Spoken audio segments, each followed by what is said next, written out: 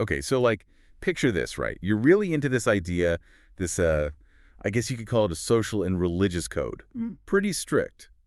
But then you see people, maybe even people who might agree with some of it, fighting in a war you absolutely hate. Throws you for a loop, huh? Yeah, they're a real head scratcher. And that's exactly what we're digging into today.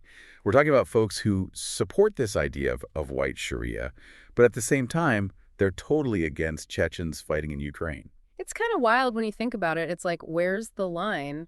And how do you make sense of those two things existing at once? Right.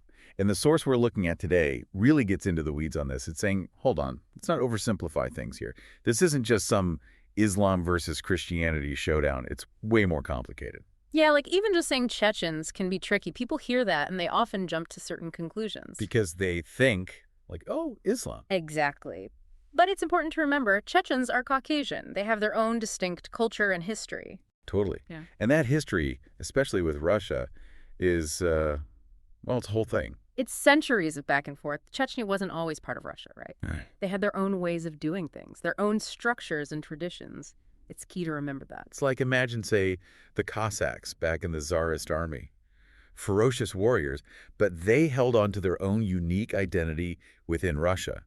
The Tsar used them strategically, projected strength, maybe even appealed to certain factions within the empire. It makes you wonder if there are parallels there. Like, is there more to Russia sending Chechen soldiers to Ukraine than meets the eye?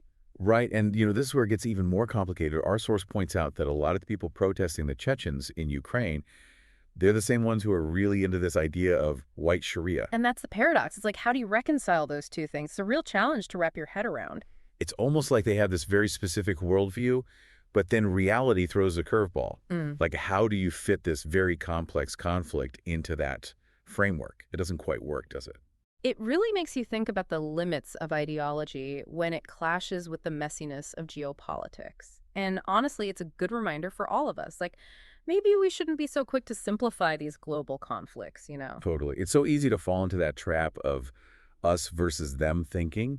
But when we do that, we miss all the nuances, the history, the culture. We lose sight of the bigger picture. Absolutely. It's a lot to unpack, and maybe there's no one right answer. But if there's one thing to take away from all of this, it's to keep asking questions. How do we talk about these conflicts in a way that's both honest and informed? How do we avoid harmful stereotypes? These aren't easy questions, but they're worth wrestling with. It definitely gives you a lot to think about.